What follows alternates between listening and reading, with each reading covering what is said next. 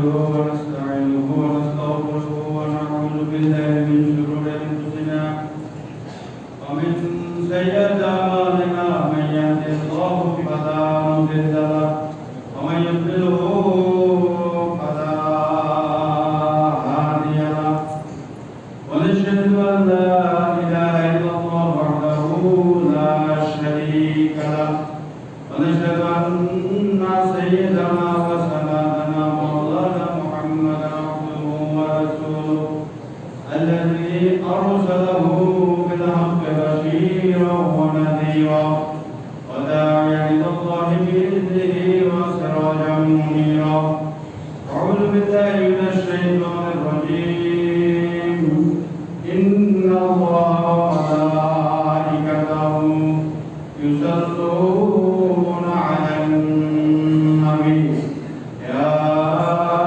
أيها الذين آمنوا صلوا عليه وسلموا تسليما اللهم صل على سيدنا وعلى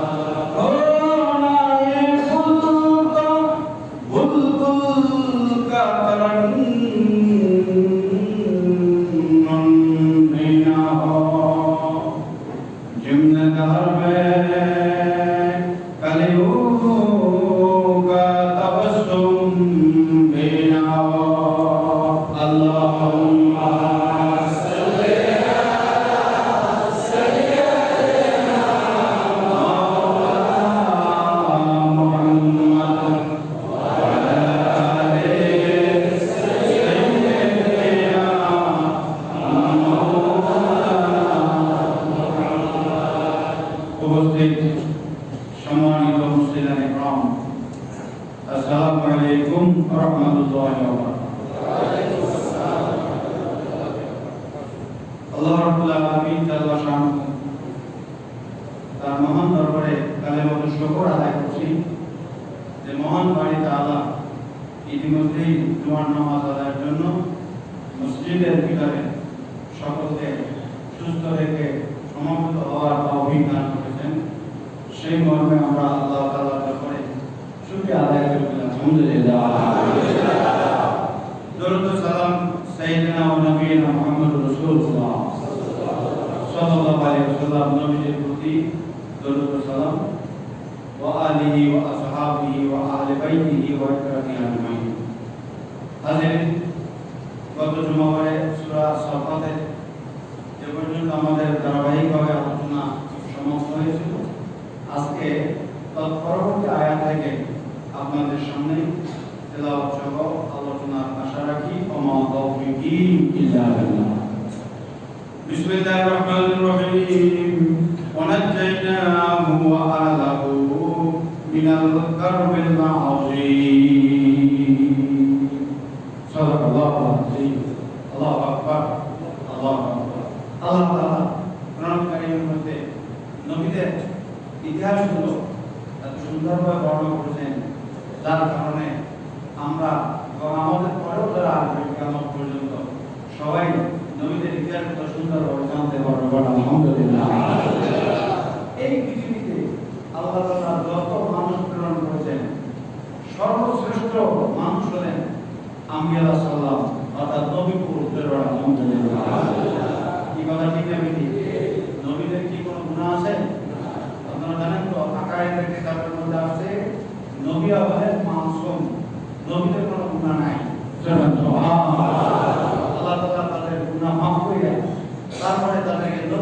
দিয়ে এত বড় মহান দায়িত্ব দিয়েছেন।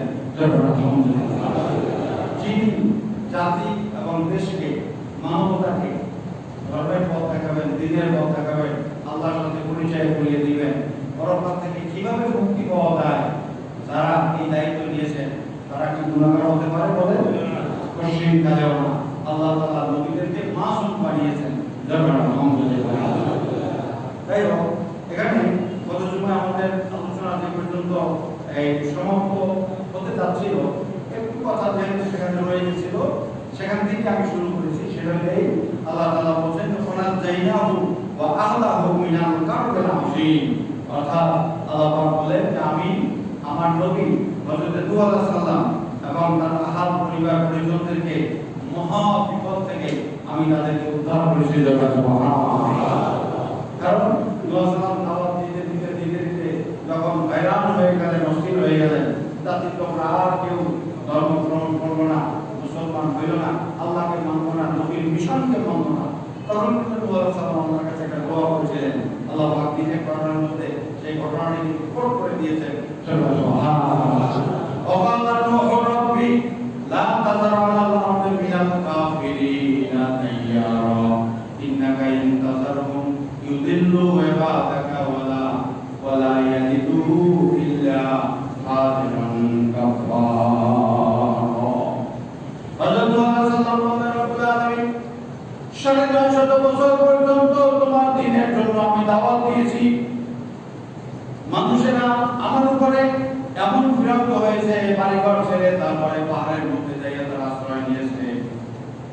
সকালে বিকালে দিনে রাতে আমি তাদের কাছে তোমার কালেমার দাওয়াত দিয়েছি।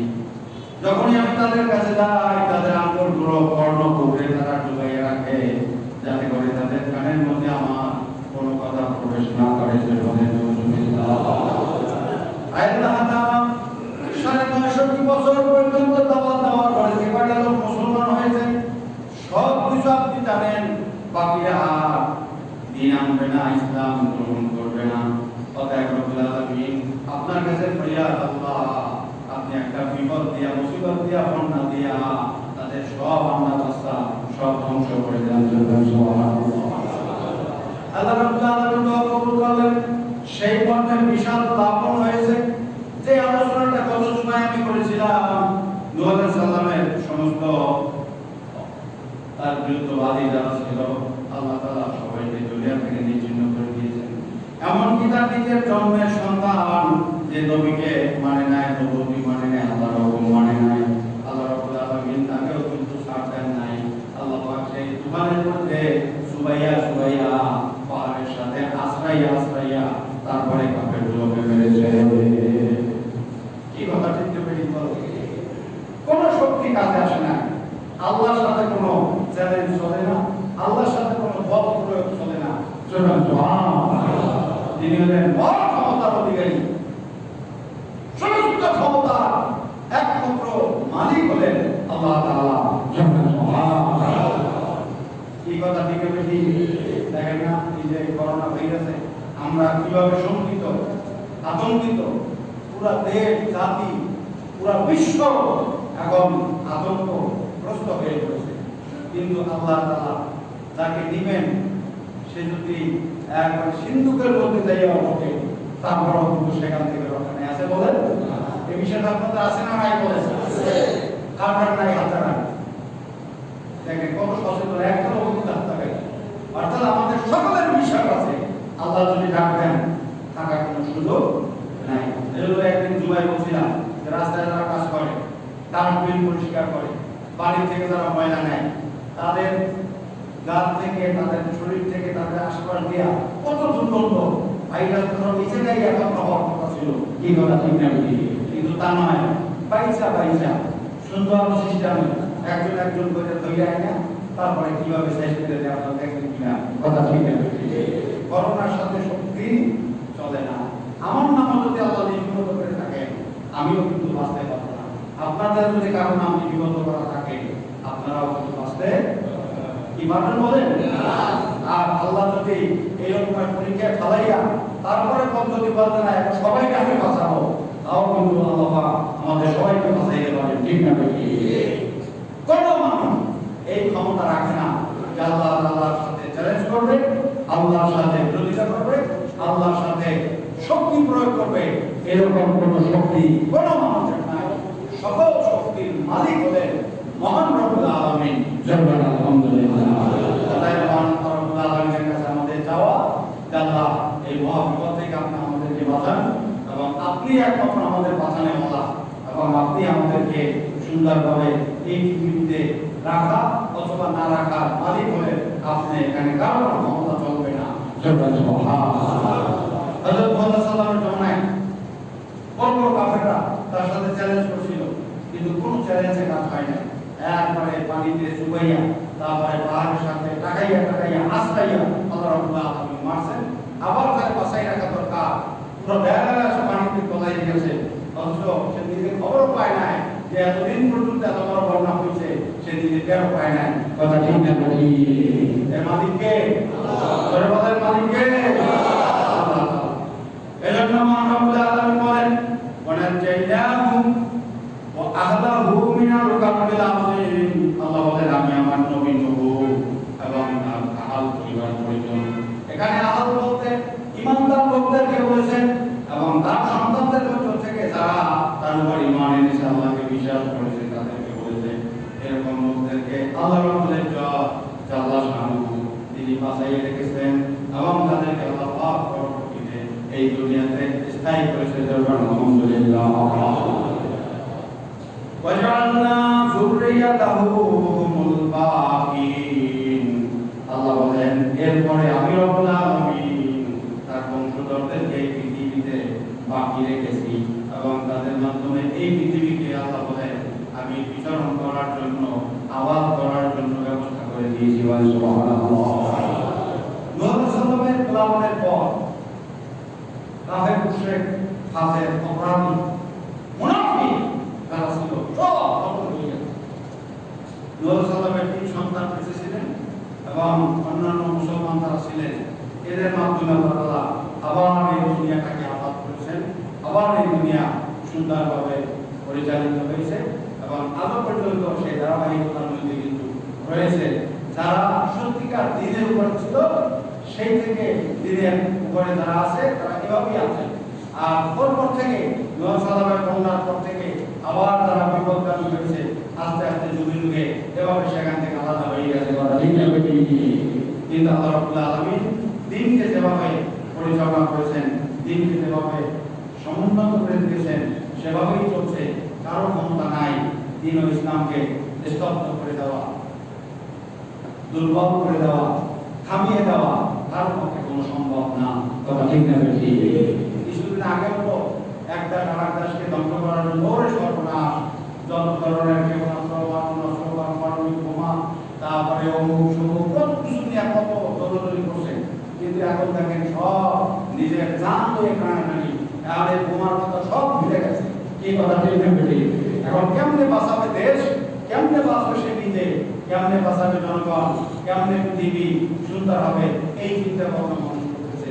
আল্লাহ কিন্তু একটু দেখাই দিলেন, দেখো তোমাদের এত শক্তি, এত কিছু নিয়ে তোমরা চর্চা করো, এত নিজেদেরকে বড় ভাবো, কিন্তু দেখো এমন একটা রোগ আমি তোমাদেরকে দেব যেটা দেখতেও পারবে না, চোখ দিয়া ধরতেও পারবে না, শুইতেও পারবে না, বুঝতেও পারবে না, অথচ তোমার ভিতরে ঢুকে যাবে, আমি আমার পুরোটাতে ঢুকাই দেবো। কথা ঠিক না? সেটাই তো বাস্তব হয়েছে এবং সেটাই তো বাস্তবতা। মানুষ সর্বস্তরে, শুধু এক দেশ না, সারা পৃথিবীতে সর্বস্তরে মানুষ এত নির্যাতন, নিষ্পেষণ, জুলুম এত বেশি পরিমাণে বেড়ে গিয়েছিল। আল্লাহ রাব্বুল আলামিন একটু দেখাই দিলেন যে তোমার আর ক্ষমতা কি, তুমি তো সামান্য টিপ দিলে বলে যাও, আর তোমার তো চিন্তাও লাগবে না, আমি যে ভাইরাস দিছি এ নিজেই তো তোমাকে কাবু করে ফেলাইবে, এত সরল জিনিস। তা বলো কোরআনের মধ্যে আল্লাহ বলেন ওয়ালিল্লাহি জুনুদুস সামাওয়াতি ওয়াল আরদ। আল্লাহ বলেন আসমান এবং জমিনের মধ্যে ও মানব জাতি, ও জিন জাতি, যা কিছু দেখো সব আমার সৈন্য দরবার। সুবহানাল্লাহ।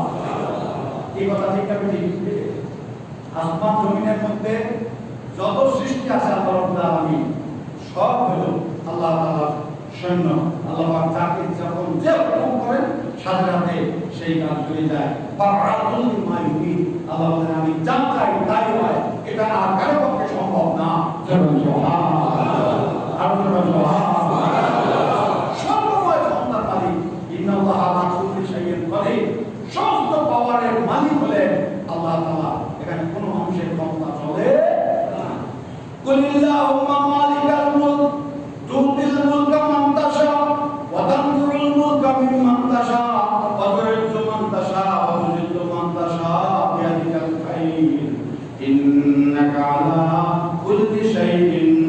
قدير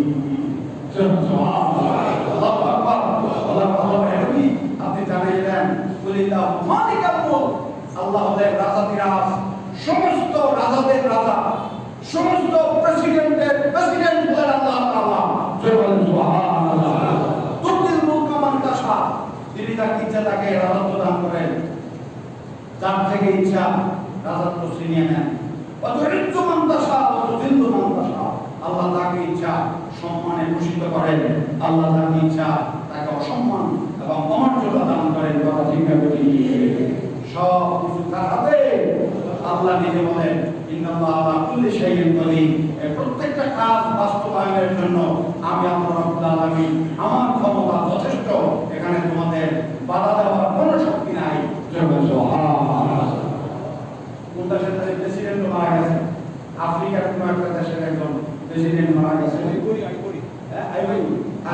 আফ্রিকার মধ্যে কাজেই এরকম মারা গেছেন কিন্তু দেখেন তিনি তো সাধারণ মানুষের সাথে আসেন নাই কত মানে একবারে দূরত্ব বজায় রেখেছেন অথচ দেখেন সেখানে দিকে গেছে আর কোন দেশের জানি ওই যে প্রধানমন্ত্রীকে দুইবার ধরে সুপারি দিয়েছে এই যে ব্রিটেনের প্রধানমন্ত্রী একবার দল না ওইটাতে একবার আইসোলেশনের নিয়ে একবারে মানে আইসোলেশন নিয়ে আবার করতেছে আবার করছে আবার পয়সা আছে ক্ষমতা কারো হাতে না ক্ষমতা কার হাতে আল্লাহু আকবার আল্লাহু আকবার আল্লাহু আকবার এই কথা বুঝতে হবে যত ধরনের শক্তি সব হলো আল্লাহ রাব্বুল ইজ্জত জাল্লা শানুহু তার হাতে এটা কোনো মানুষের হাতে না সুবহানাল্লাহ ওয়াজআলনা যুররিয়াতাহু হুমুল বাকিন আল্লাহ রাব্বুল আলামিন বলেন জগৎবাসী শোনো নূহ নবীর বর্ণনার পরে প্লাবনের পরে বাকি যারা আছে এদের দ্বারা আমি আল্লাহ রাব্বুল আলামিন এই পৃথিবীকে আবার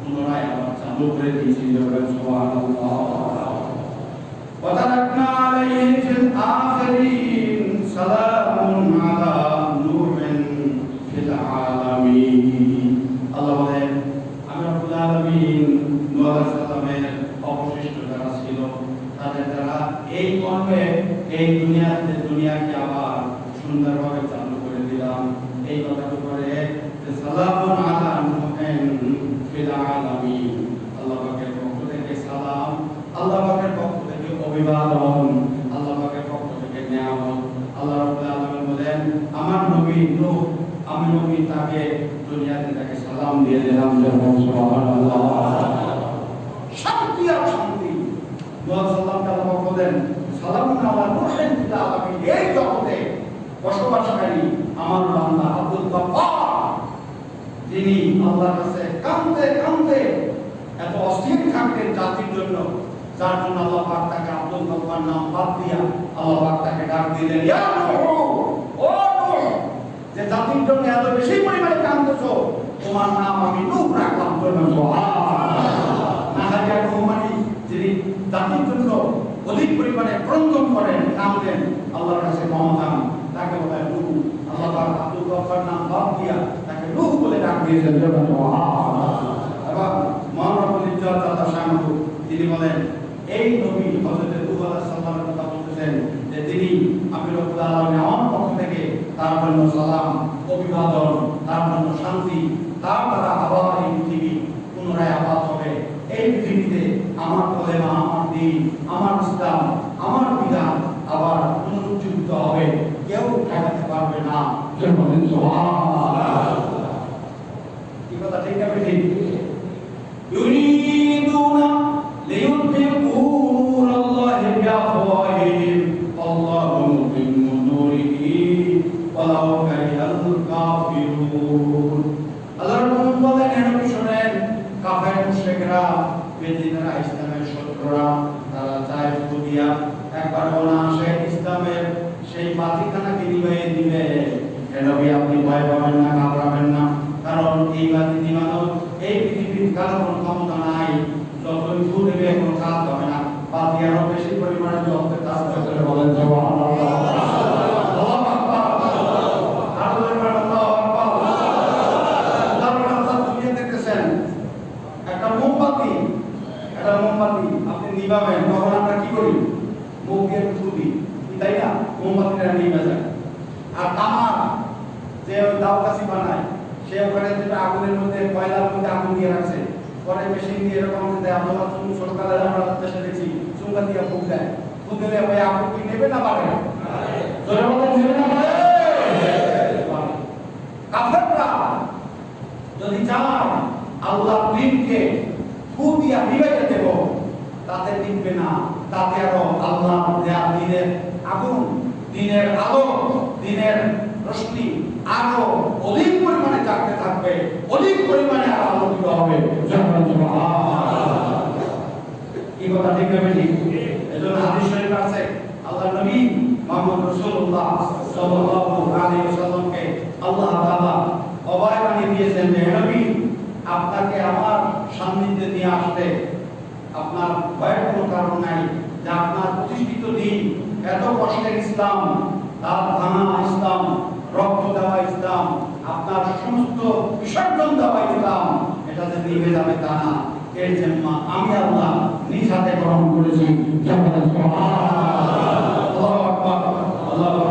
জানেন তো আপনার ইতিহাস, জিবরাইল সাল্লামের সাথে হযরত আদম সাল্লাম আসেন, আসার পরে হুজুর সাল্লামের কাছে জিবরাইল সাল্লাম তো সবসময় আসতেন, আইসা সালাম দিলেন, সালাম দেওয়ার পরে আল্লাহ নবী জিজ্ঞাসা অমাম্মা আকা, হে নবী জিজ্ঞাসেন আমাদের নবী জিবরাইল যে আপনার সাথে আরেকজন আসবেন, ওনাকে তো চিনি না, ওনাকে তো কোনোদিন দেখি নাই, বলতে হুজুর উনি তো মালাকুল মউত, তিনি হলেন জীবন ধারণকারী ফেরেশতা, আল্লাহ পাক আপনার কাছে পাঠাইছে, আমাকে সাথে এই জন্য দিয়েছেন আপনার অনুমতি নিতে বলছেন, যদি আপনি ওনার কথায় রাজি থাকেন তাহলে আপনি ওনার কাজ আপনার উপরে প্রয়োগ করবেন, আর যদি আপনি রাজি না থাকেন তাহলে ওনাকে এখান থেকে ফেরত দেওয়ার জন্য আল্লাহ পাক আমাকে ওনার সাথে পাঠাইছেন। কত বড় সম্মান, কত বড় ইজ্জত আল্লাহ রাব্বুল আলামিন আমাদের নবীকে দিয়েছেন, যা পৃথিবীর আর কাউকে দেখার নাই। হুজুর সাল্লাল্লাহু বলেন, জিবরাইল আমি তো মহান রব্বুল আলামিনের সান্নিধ্যে যাব, এটা তো আরো অনেক ভালো বিষয়, কিন্তু আমি একটু এনশিওর হইতে চাই যে আমার এই দুনিয়া থেকে ইন্তেকালের পরে, ওফাতের পরে আমার এই গুনাহগার উম্মতের কি হবে, তাদেরকে কে দেখবা করবে? আল্লাহ রাব্বুল আলামিন সাথে জানাই দিলেন যে আমার হাবিবকে বলেন ওনার তিরোধানের পরে, ওনার পবিত্র ওফাতের পরে ওনার গোটা উম্মতের জিম্মা আমি আল্লাহ রাব্বুল আলামিন নিজ হাতে নিলাম। এবং সেই ইসলাম প্রচার করার জন্য আমার হাবিব, আমার নবী জান মাল ক্ষয় করে, জীবন বাজি রেখে, কষ্ট করে, মাথার ঘাম পায়ে ফেলে, দাম দাম মোবারক শহীদ করে, শরীর থেকে টাটকা রক্ত বিসর্জন দিয়ে যে ইসলামের জন্য আমার নবী এত কষ্ট করেছেন, সেই ইসলামকে কিয়ামত পর্যন্ত অখণ্ড রাখার জন্য এবং অটুট রাখার জন্য সে দায়িত্ব আমি আল্লাহ গ্রহণ করলাম। শুধু তাই নয়, অন্যান্য নবীদের উপরে বড় বড় বালা মুসিবত পুরা দেয়া দিতে দায়িত্ব, এগুলার কি হবে? আল্লাহ বলেন আপনার উম্মতের উপরে আমি এমন কোন বালা মুসিবত দেব না যেটা ইতিপূর্বে অন্যান্য নবীদের উপরে দিয়েছি, তবে আপনার উম্মতরা নিজেরাই ঝগড়া কইরা নিজেরাই ধ্বংস হয়ে যাইবে। কি কথা ঠিক না বেশি? আজকে দেখেন যত অনৈক্য, যত গন্ডগোল, যা কিছু সব কিন্তু মুসলমানে অন্য লোকের সাথে কিন্তু দল করা ঠিক না বেশি। সারা পৃথিবীতে কত মুসলমান, অথচ সমস্ত মুসলিমদের মধ্যে ঐক্য নাই, আমাদের মধ্যে ঐক্য নাই। আমরা এক দল, আরেকজন আরেক দল, আরেকজন আরেক দল, এইভাবে মানে গোত্রে একবারে নিজের মতো ভাগ হয়ে গেছে, দুর্বল হয়ে গেছে। যার জন্য ইহুদি নাসারা মুজুসি পদ্ধতি ওনার সবাই মুসলমানদের উপরে ঝাঁপিয়ে পড়ে, কিন্তু আল কুফরু মিল্লাতুল ওয়াহিদা, এটা কিন্তু কথা বাস্তব কথা। কাফের যারা আছে, ইসলামের বাইরে বাদে যারা আছে, সব কিন্তু এক, তারা ডাক দিলে সব এক হয়ে যায়, কিন্তু মুসলমান ডাক দিলে এক হইতে পারে না। এই কথা ঠিক না বেশি? এখানেই হইলো আমাদের ব্যর্থতা, এবং এই কারণেই কিন্তু আমাদের ধ্বংস এই কারণেই হইতেছে। আজও পর্যন্ত যদি সারা পৃথিবীর সমস্ত মুসলমান এক হয়ে যায়, মুসলমানের চাইতে বিধর্মীরা সংখ্যায় যত বেশি হোক না কেন কোনো কিছুতে কাজে আসবে না। মুসলমানের সামনে তাদের দাঁড়ানোর কোনো শক্তি নেই, কারণ মুসলমানদেরকে আল্লাহ তাআলা এমন একটা শক্তি দিয়েছেন যেই শক্তি তাদের কাছে নাই। আল্লাহু আকবার বললে এমন একটা আতঙ্ক তাদের মধ্যে সৃষ্টি হয়, সে আতঙ্কে তাদের মনের মধ্যে আর কোনো শক্তি থাকে না। কথা ঠিক না ঠিক? এজন্য আসুন আল্লাহ তাআলা আমাদের সকল মুসলমানদেরকে যেন এক হয়ে কাজ করার তৌফিক দান করেন। আমরা সকলে আল্লাহুম্মা আমিন। এবারে মহান রব্বুল আলামিন বলেন, ইন্না কাযালিকা নাজিল মুহসিনিন। আল্লাহ রাব্বুল আলামিন বলেন, এমনি ভাবে আমি মুহসিন বান্দাদেরকে সাজা দিয়ে থাকি। মুহসিন মানে হলো নেক আমল তারা করে, ভালো কাজ যারা করে তাদেরকে মুহসিন বলা হয়। আল্লাহ বলেন, এমনি ভাবে সৎ কর্মশীল, ভালো কাজ যারা করে, ন্যায়ের পক্ষে যারা থাকে, ন্যায়ের জন্য যারা মাল জান কুরবান করে দেয়, ন্যায়কে প্রতিষ্ঠা করার জন্য, আল্লাহর দিনকে প্রতিষ্ঠা করার জন্য যারা প্রচেষ্টা চালায় তাদেরকে বলা মুহসিন। আল্লাহ বলেন, এইরকম মুহসিন বান্দাদেরকে আমি সাজা দিয়ে থাকি, প্রতিদান দিয়ে থাকি। বলেন সুবহানাল্লাহ। মুমিন ব্যক্তিদেরকে আল্লাহ প্রতিদান দেন। সেই প্রতিদান কি? জান্নাত। সুবহানাল্লাহ। আল্লাহু আকবার, আল্লাহু আকবার। এই দুনিয়াতে একজন মুসলমান গরিব হতে পারে, আর একজন ইহুদি নাসারা হাজার হাজার কোটি টাকার মালিক হইতে পারে।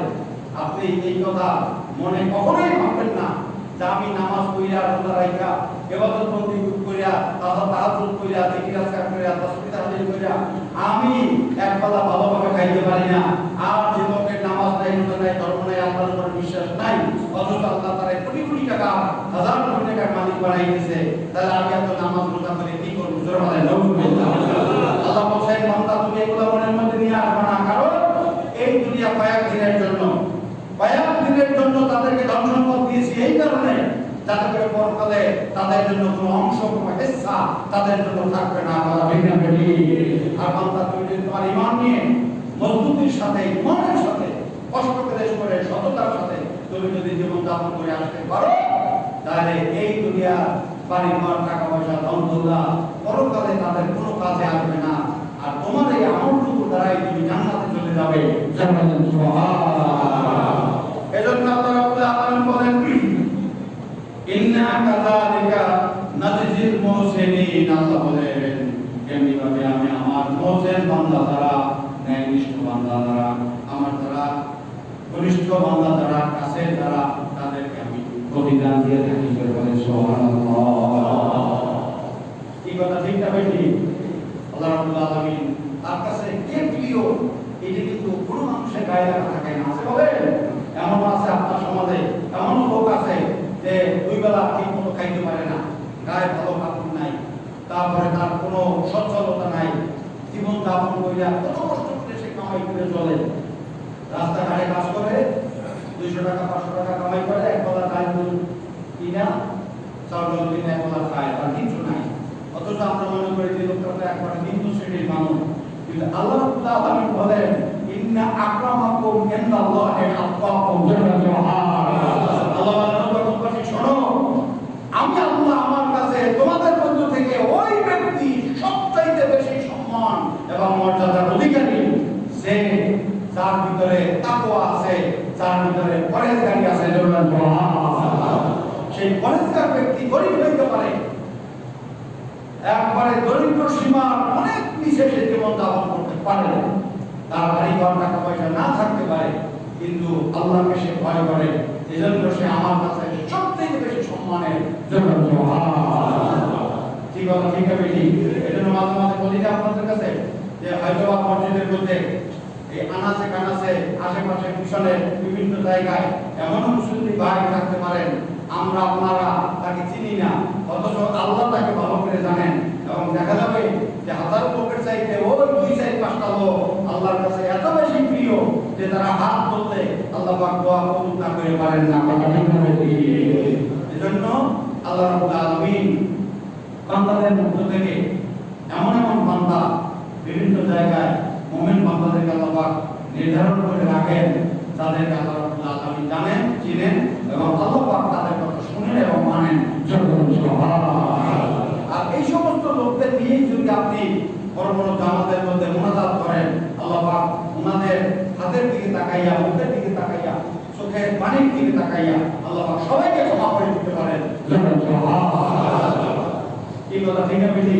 এজন্য কোনো মানুষকে কোনো মানুষকে ইনসাল্ট করা যাবে না, কোনো মানুষকে হেয় প্রতিপন্ন করা যাবে না, কোনো মানুষের তাকে মনে করা যাবে না যে তো রাস্তার মানুষের তো কিছু নাই, ওটা কি আছে, এরকম বলা যাবে না, যাতে আল্লাহর আরশ পর্যন্ত অসন্তুষ্ট হয়ে যায়। ঠিক না বেটি?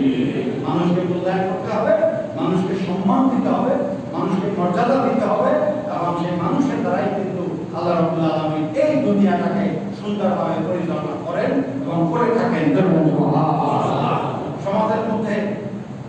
সমাজের মধ্য থেকে যারা সমাজের সবচেয়ে জঘন্য ব্যক্তি, যারা মনে করেন সুদের ব্যবসা করে, যারা অবৈধ ব্যবসা করে, যারা অবৈধ কাজ করে সমাজকে একবারে বিনষ্ট করে দিয়েছে, দেখবেন যে তাদের মধ্যে অনেক বড় বড় কথা শোনা যায়। এগুলো ওই মুখ পর্যন্ত ফাঁকা আওয়াজ, ভিতরে কিছু নাই, শুধু মুখ দিয়া ফাঁকা আওয়াজ। একজন করে বলছে, একজন সুদখোর বলছে যে আমার পয়সা যদি হারাম হয় তাহলে মসজিদে যারা ইমামতি মুয়াজ্জিনি করে তাদের পয়সাও হারাম। এক সুদখোর বলছে যে আমার পয়সা যদি হারাম হয় তাহলে সারা দেশের যত মসজিদের ইমাম মুয়াজ্জিন কাজে মধ্যে যারা মসজিদে কাজ করে, চাকরি করে, তাদের পয়সাও হারাম। কাজে এই রকমের কিছু মানুষ সমাজে পাবেন যারা নিজেদের মানে ব্যক্তি সত্তা হারাইয়া নিজেদের অবস্থানকে ভুলে যাইয়া এমন এমন বিভ্রান্তিকর কথা বলে যার দ্বারা তার নিজের ইমানই থাকে না। কথা ঠিক না? অথচ হাদিস শরীফে গুড়ি গুড়ি হাদিস আছে সুদখোরের বিপক্ষে যে এক দিরহাম পরিমাণ যদি কেউ সুদ খায়, জেনে শুনে এক দিরহামের যে কয় টাকা হয় এই পরিমাণ যদি সুদ সে মানুষের কাছ থেকে জোর করে আদায় করে খায়, তাহলে তারা নিজের জন্মদানকারিণী মায়ের সাথে 36 বার জেনা করার গুনাহ তার আমলনামে আল্লাহ লেখে।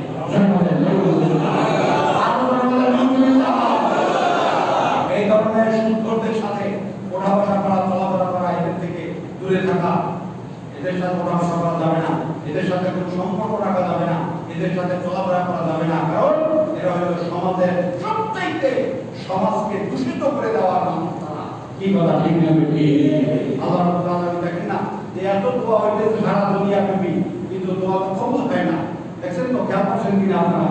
দোয়া কিন্তু কবুল হইতেছে না। কারণ দোয়া কবুল হবে কেমনে? দোয়া কবুল হওয়ার জন্য যে শর্ত শরায়েত আছে এগুলো কিন্তু আমাদের মাঝে নাই।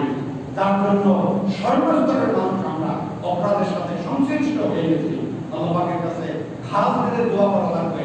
খাস করে দোয়া করলেই আল্লাহ তাআলা আমাদেরকে ক্ষমা করবেন এবং আল্লাহ পাক এই বিশ্বকে এই মহামারী থেকে আল্লাহ পাক মাফ করবেন এবং এই পৃথিবীর মানুষেরা আবার একটা শান্তিপূর্ণ জীবনযাপন তারা করতে পারবে। কথা ঠিক না? এজন্য সমাজ কলুষিত হয়ে গেছে, সমাজ নষ্ট হয়ে গেছে, সমাজ দূষিত হয়ে গেছে। এই জন্য এই পরিবেশের কারণেই কিন্তু আমাদের দোয়া খায়, আমাদের দান সরকার এগুলো কবুল হইতেছে না। আমরা প্রতিযোগিতা করি, এই দেখেন না কোরবানি আসতেছে, এখন প্রতিযোগিতা হবে অমুকে কয়টা কোরবানি দিতেছে 10টা, তাহলে আমার তো 11টা দেওয়া দরকার, অমুক দিতেছে কয়টা 15টা, তাহলে আমার তো 16টা দেওয়া দরকার, একটা বেশি টাকা লাগে। কিন্তু এইটা দিয়ে কোরবানি না, কোরবানি হবে আল্লাহ আমাকে কতটুকু তৌফিক দিয়েছেন সেই তৌফিক অনুযায়ী আমি যেন আমার আল্লাহকে খুশি করতে পারি, সেই মর্মে আমার তৌফিক অনুযায়ী আমি আল্লাহকে খুশি করার জন্য কোরবানি দেব। এই কথা ঠিক না? ঠিক কিনা? গোস্ত খাওয়ার জন্য নয়, গোস্তের নিয়তে নয়, বা নাম কেনার নিয়তে নয়। আল্লাহ রাব্বুল আলামিন নিজে বলেন, ও বান্দা, এই যে লক্ষ লক্ষ টাকার কোরবানি সারা পৃথিবীর মানুষ শত শত হাজার হাজার কোটি টাকা কোরবানিতে তোমরা দিতেছ, এই গোস্ত সব তোমরা খাও, কিন্তু আমার কাছে বসে শুধু তাকওয়া, আমার কাছে তোমাদের পরেজগারি বসে। সুবহানাল্লাহ। কাজেই এই কথাটা মনে রাখতে হবে যে হাদিস শরীফ আছে আত-তাকওয়া হাহুনা, আল্লাহ নবী ইশারা করে দেখাইছেন যে আত-তাকওয়া হাহুনা, অর্থাৎ তাকওয়া থাকে মানুষের হৃদয়ের ভিতরে। সুবহানাল্লাহ। এই হৃদয়টা যদি ভালো হয়, ইদা সলুহাতের জাসাদু কুল্লু ওয়া ইদা ফাসাদাতের জাসাদু কুল্লু।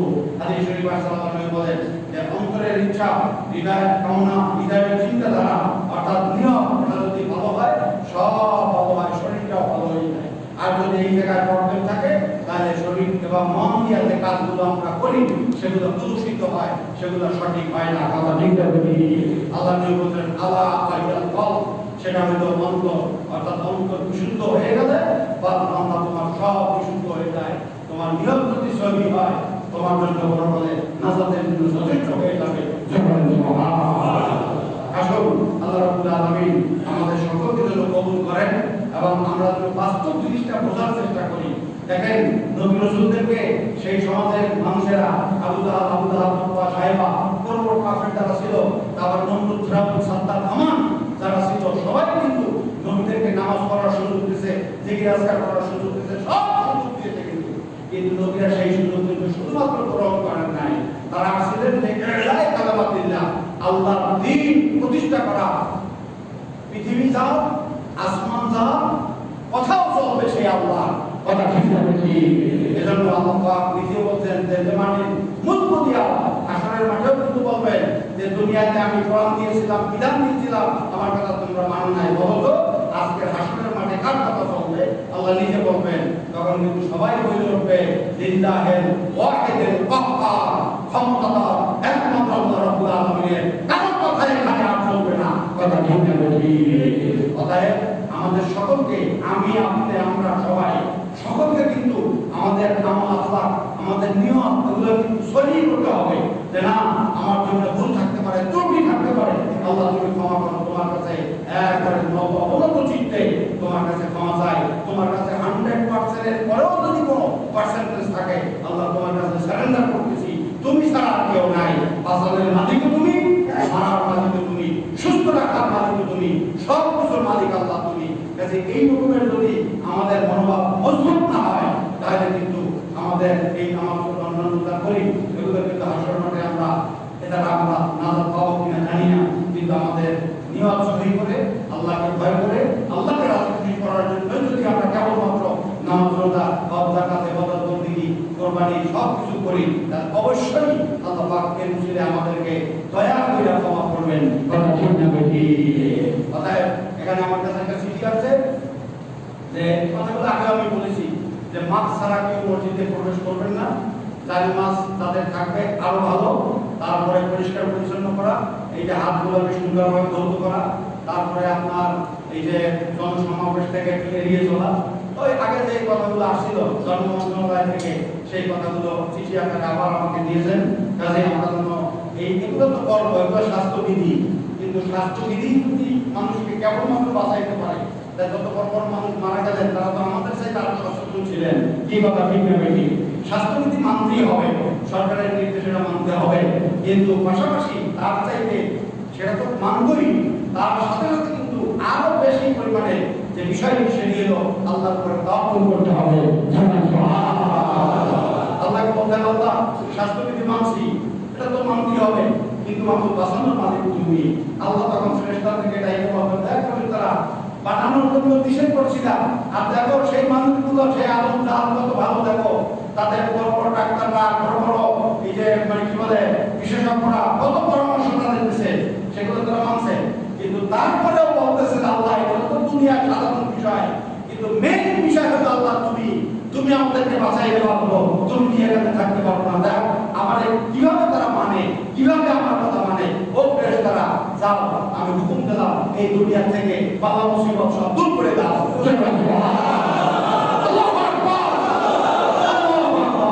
আল্লাহ যদি চান এই মুহূর্তে যদি আল্লাহ চান যে সারা পৃথিবী থেকে করোনা নামক আল্লাহ পাকের দেওয়া এই যে বিপদ মুসিবত গলো যেটা আমরা নিজেরা কামাই করে নিয়ে আসছি, আল্লাহ যদি চান না পুরো পৃথিবীকে আমি মাফ করে দেবো, 1 সেকেন্ড সময় লাগে? বলেন সময় লাগে না। কাজী সবাই যদি হৃদয় থেকে, অন্তরের অন্তরস্থল থেকে, হৃদয়ের অন্তর থেকে আল্লাহর কাছে আমরা অন্তর থেকে ফরিয়াদ করি, আল্লাহ বিশ্ববাসীকে মাফ করতে পারেন, সেই ক্ষমতা একমাত্র আল্লাহ রাব্বুল আলামিনের আছে। আলহামদুলিল্লাহ রাব্বিল আলামিন। আসসালামু আলাইকুম ওয়া রাহমাতুল্লাহি ওয়া বারাকাতুহু।